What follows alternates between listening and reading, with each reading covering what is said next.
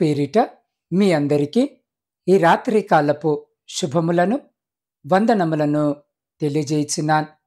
ప్రియులారా, పరిశుద్ధ లేఖన భాగమును మనము చదివినట్లయితే, దేవుడు తగిన సమయమందు మిమ్మును హెచ్చించున్నట్లు ఆయన బలిష్టమైన చేతి క్రింద దీన మనస్కులై ఉండుడి.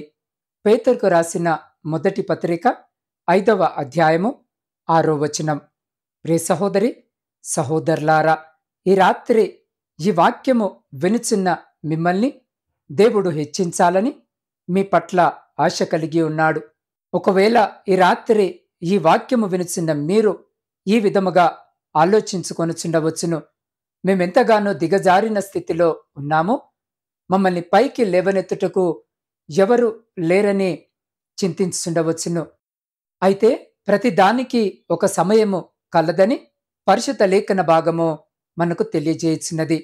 ఎందుకంటే దేవుడు మిమ్మల్ని హెచ్చించినట్లుగా మీరు దేవుని హస్తము క్రింద దీన మనస్కులై ఉండుడి.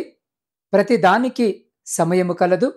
ఆకాశము క్రింద ప్రతి ప్రయత్నమునకు సమయము కలదు అన్న వచనము ప్రకారము, ప్రియులారా, ఈ రాత్రి ఈ వాక్యము వినుచున్న మిమ్మల్ని హెచ్చించుటకు, రాబోయే దినములలో మిమ్మలను ఘనపరచుట కొరకే కఠినమైన దినముల నుండి వెళ్ళుటకు దేవుడు మనల్ని అనుమతిస్తాడు. కారణం, ఆయన మన పట్ల ఒక ఉద్దేశాన్ని కలిగి ఉన్నాడు. అందుకే బైబిల్ ఏమంటుందో చూడండి. నేను మిమ్మను గూర్చి ఉద్దేశించిన సంగతులను నెరవేర్చుదును. రాబోవు కాలమందు మీకు నిరీక్షణ కలుగునట్లు అవి సమాధానకరమైన ఉద్దేశములే కాని హానికరమైనవి కావు. ఇదే యెహోవా వాక్కు అని పరిశుద్ధ లేఖన భాగము సెలవిచ్చిన ప్రకారము, ప్రియులారా, మన యొక్క ప్రస్తుత పరిస్థితులు మన యొక్క భవిష్యత్తును తీర్మానించదు, కానీ రాబోవు భవిష్యత్తును మరి వర్తమాన కాలానికి తగినట్లుగా తన హృదయములో ఆయన ఒక ఉద్దేశమును కలిగి ఉన్నాడని గుర్తుంచుకోండి. మన భవిష్యత్తు పట్ల దేవుని ఉద్దేశము అద్భుతమైనది. మన కొరకు దేవుని యొక్క ఉద్దేశము ఏమై ఉన్నదో తెలుసుకున్నట్లయితే, ఆయన విడుదల కొరకు కనిపెట్టి ఉండకుండా ఎప్పుడు దుఃఖము అంతమవుతుందని తలంచుకుంటాము. కానీ ప్రియులారా, మన జీవిత గమ్యమునకు ఆరంభము ఒక భాగము కావచ్చును. కాబట్టి ఈ రాత్రి ఈ వాక్యము వినిచిన మీరు హెచ్చింపబడినట్లు దేవుని సమయము కొరకు దీన మనస్కులై ఎదురు చూడాలని దేవుడు కోరుకొనుచున్నాడు. ప్రియులారా, ఒక బైబిల్ కళాశాలలో చదివి బైబిల్ జ్ఞానము ఎక్కువ నేర్చుకొని ఉన్న ఒక యవనస్తుడు తన కళాశాల చదువును పూర్తి చేసుకుని ఒక సంఘములో పరిచర్యకు వెళ్ళాడు.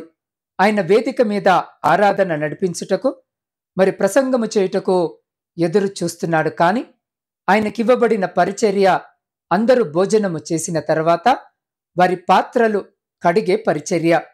దానిని విని దిగ్భ్రాంతికి ఆ యవనస్తుడు గురై, నేనొక బైబిల్ కాలేజీలో చదివి నేను బైబిల్ జ్ఞానము పొందుకున్న వ్యక్తిని, కానీ ఇలా పాత్రలు కడిగే పనియా అని ఆయన మనస్సులో సనుగుకున్నాడు. కానీ పరిశుద్ధాత్ముడు ఇలాంటి గర్వమైన పని మంచిది కాదు అని ఆయన హృదయములో తలంపును కలుగజేసిన వెంటనే ఆయన ఆ దినము మొదలుకొని ఆ పాత్రలు కడిగే పనిని ఉత్సాహముతో చేశాడు. ఇలా అనేక నెలలు గడిచాయి. ఒకరోజు ఆ సంఘములో ప్రార్థనా కూడికలను ఏర్పాటు చేసినారు. వాక్య పరిచర్య చేయడానికి పిలువబడిన ఒక పెద్ద సేవకుడు చివరి సమయంలో రాలేను అని వారికి వర్తమానము పంపించాడు. అందువలన ఆ చివరి గడియలో ప్రసంగించే అవకాశం ఈ యవనస్తునికి ఇవ్వబడినది. దేవుడతనిని ఆ దినము బలముగా వాడుకున్నాడు. ఆ తర్వాత ఆ సంఘ పెద్దలు ఆయనను అనేక చోట్లకు దేవుని సందేశము ఇవ్వమని పంపించేవారు. ప్రియ సహోదరి సహోదరులారా, రాజైన దావీదు దినములలో తన కుమారుడైన అబ్షాలోమునకు భయపడి దావీదు పారిపోతుండగా ఇత్తై అనే మనుష్యుడు మరియు ఆయన యొక్క జనాంగము దావీదునకు తోడుగా ఉండేవారు. దావీదు వాడిని చూసి నీవు నిన్నే గదా వచ్చావు, నీవు వెళ్ళి మరలా రాజుతో ఉండు అని చెప్పాడు. కాని ఇత్తయి అయితే నేను చనిపోయినను బ్రతికినను నీతోనే ఉంటాను అని చెప్పి ఎలాంటి కష్టమునైనను ఎదుర్కొనుటకు సిద్ధపడ్డాడు. తర్వాత 3 గుంపులలో ఒక గుంపు సైన్యమునకు ఇత్తయిని నాయకునిగా దావీదు చేశాడు.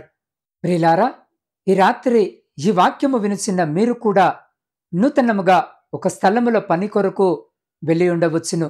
మీకివ్వబడిన బాధ్యతలు, పదవులు కొత్తవై ఉండవచ్చును.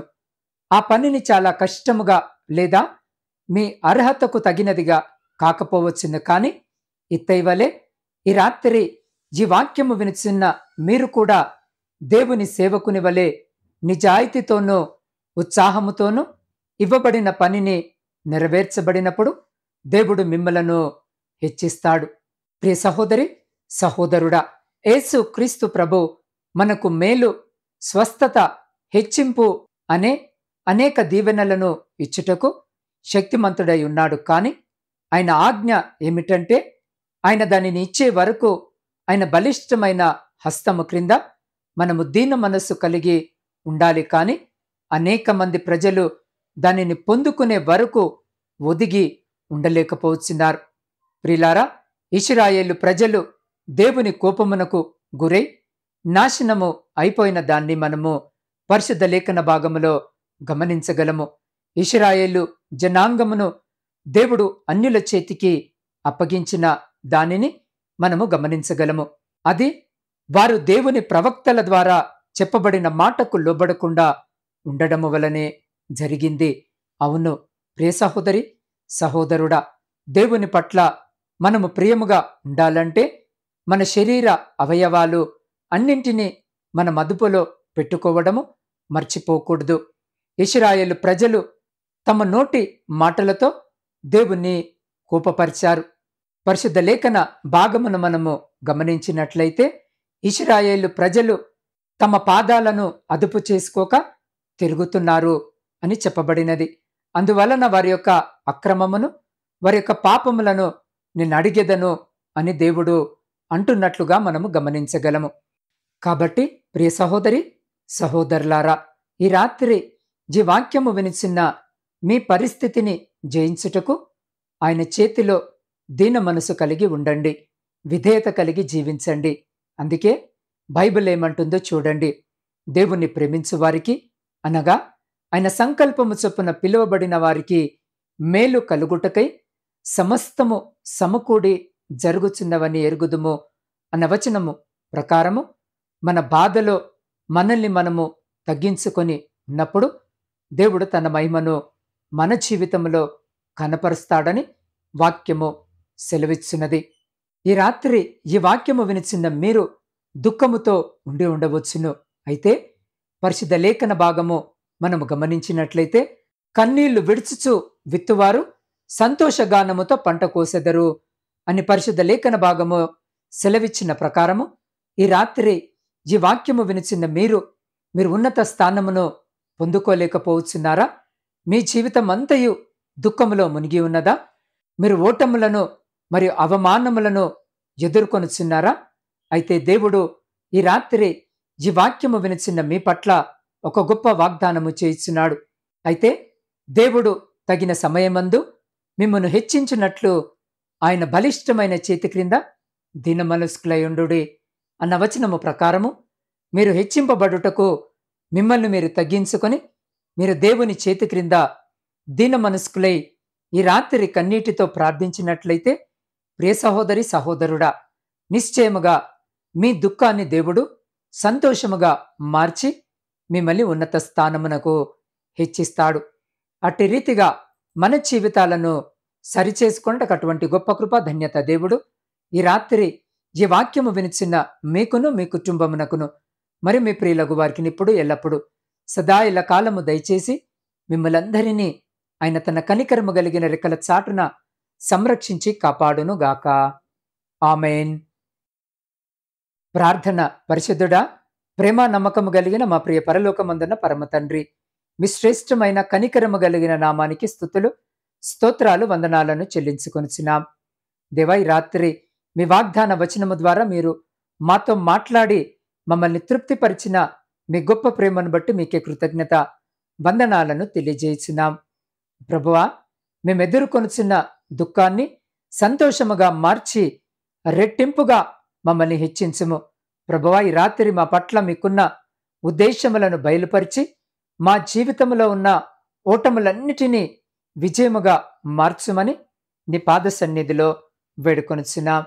దేవా, ఈ గాఢాంధకారమైన చీకటిలో ప్రయాణాలు చేస్తున్న ప్రతి బిడ్డ ప్రయాణమును మీరు జ్ఞాపకము చేసుకొని క్షేమకరమైన ప్రయాణము బిడ్డలకు దయచేయమని వేడుకొనుచున్నాం.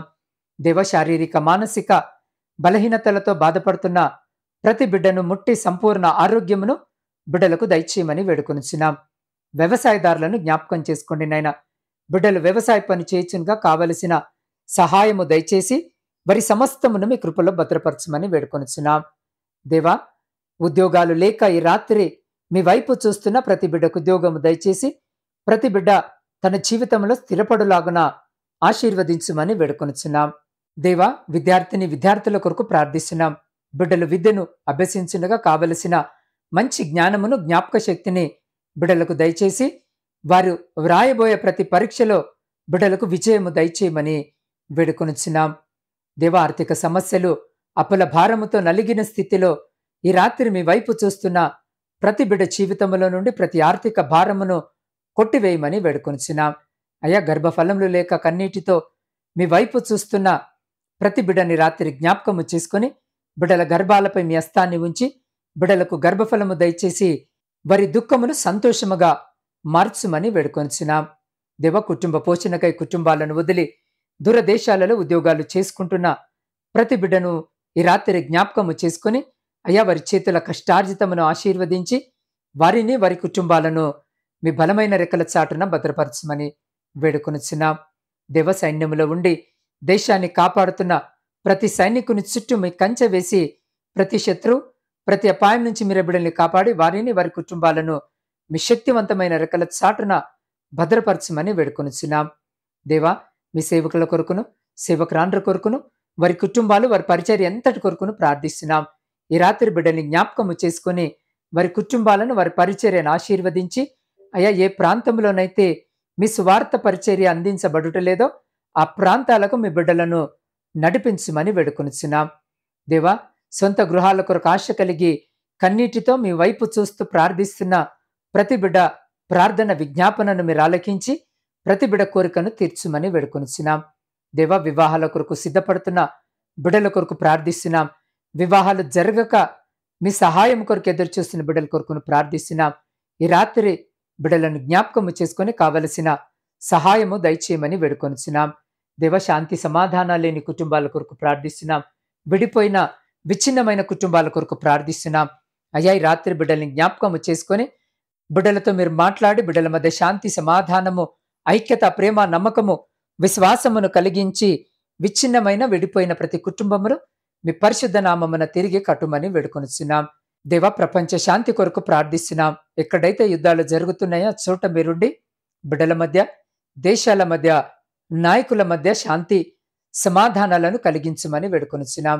అయ్యా, ఈ గాఢాంధకరమైన చీకటిలో మేము నిద్రించుండగా మా గృహాల చుట్టూను మా ఆత్మీయుల గృహాల చుట్టూను మా ఇరుగు పొరుగు వారి గృహాల చుట్టూను మీ అగ్ని కంచె వేసి ప్రతి బిడ్డను మీ దేవదూతల రెక్కల చాటున భద్రపరిచి ప్రతి అంధకార సంబంధమైన శక్తులన్నిటి నుండి మీరే సంరక్షించి కాపాడి మీ చిత్తమైతే మీరు అక్కడ ఆలస్యమైతే అల్పులమైన మమ్మలను మరొక శ్రేష్టమైన నూతన దినములోనికి ప్రవేశింపజేయమని మా రక్షకుడును మీ ప్రియకుమారుడైన యేసు క్రీస్తు మహిమ కలిగిన నామమున ప్రార్థించి స్తుతించి అడిగి పొందుకొని ఉన్నాము తండ్రి.